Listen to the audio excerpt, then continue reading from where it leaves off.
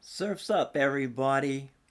Hello, Randy Jimmy James Bowles broadcasting from the Pacific Northwest, where we don't have big waves in my immediate neighborhood, but we do have them a couple hundred miles south.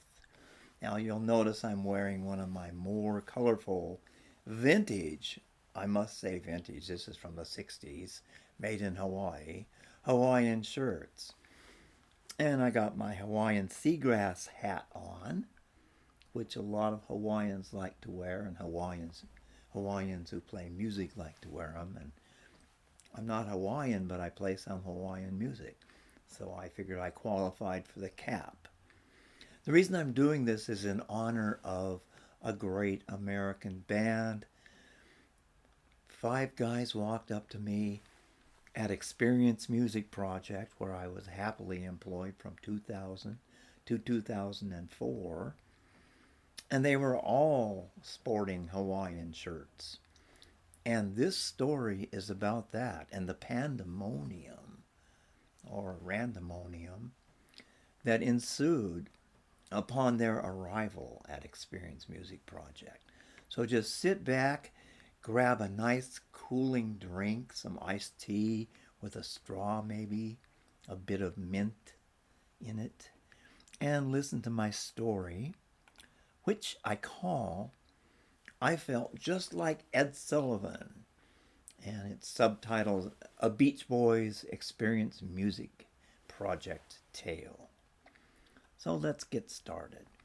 When Seattle's Experience Music Project opened in 2000, I was a member of a fortunate group of employees who made that highly anticipated event happen. As the first person hired to be on the floor, working directly with guests, as a visitor's services representative, I took my job very seriously and I put my heart into it. From the minute we welcomed our first guest, people just poured into the museum, which, by the way, is now known as Mopop. But I mean, they came in droves. I'm not sure anyone was expecting us to be quite as busy as we turned out to be. But from the get-go, there were often lines of people waiting to view the exhibits and gain entrance to our interactive rooms, such as Sound Lab and On Stage. Because I was a musician, I was designated a Sound Lab staffer. In those days, duties were assigned according to experience and ability. Sound Lab was all but swamped, always full to capacity, and we often had people lined up outside, dying to get in.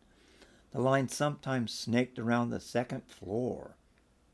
Our supervisors stationed a VSR outside the door to serve as a gatekeeper to Sound Lab. Occasionally, I found myself working in that capacity. I quickly realized that the folks who were lined up waiting to try out their vocals or play guitars, drums, basses, use a virtual turntable, or make a joyful noise in our jam rooms needed something to do while they cooled their heels. Therefore, I made up music trivia games to play with them as they waited. For example, I invented one game I called Soul A to Z.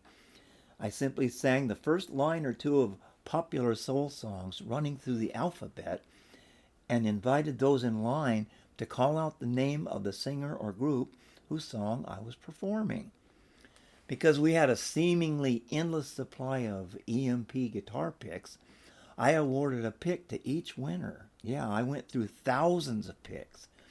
Once, the actor Kevin Bacon stood and watched me for about 10 minutes as I conducted a game. That was fun. I was doing rock A to Z, and I made sure to sing David Bowie's Boys. I always say that because I grew up watching a TV show called Jim Bowie, but it's David Bowie. When Kevin Bacon was in attendance, I made sure to sing David Bowie's Space Oddity.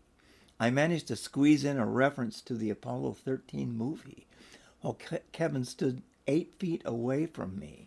That really happened. I don't know why I didn't go up to him and talk to him later. But one day, While engaging the crowd in a lively game, I suddenly became aware of 5 smiling gentlemen attired in beautiful aloha shirts strolling up to me. I immediately recognized the great Mike Love, singer of so many classic rock songs. I had seen him many times on Ed Sullivan and Where the Action Is. I would have known him anywhere. Then I saw that guitarist and singer Bruce Johnston was also among the 5 men. He walked right up to me, shook my hand, and said, "Hi, we're the Beach Boys."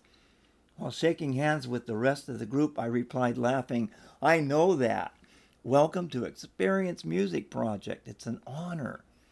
Bruce asked, "Would it be okay if we said hello to your line?" I said, "This is my line. Get your own line." Of course, I didn't say that. I turned to the crowd and shouted out, "Ladies and gentlemen, the Beach Boys!" The 5 shining lights of American music waved and smiled enthusiastically at the nearly 100 people who were clapping, screaming, and cheering them on. And me? I felt just like Ed Sullivan. You know, I have more stories from my EMP days and more stories about my music career, where I had a brush with stardom and brushed up against some true legends such as Bob Weir, Willie Nelson, Rose Maddox, Eddie Vedder, Alice in Chains drummer, Sean Kenny, who I played in a band with, his first band called the Crosscats, Alan White, the drummer on John Lennon's Imagine. Just go to my archives and my blog, which is a WordPress blog. Just type in Randy Bowles WordPress and click on a month to see what is there. I've got 200 stories, and this was one of them. My 3rd EMP story, especially for you. Thanks so much, and aloha.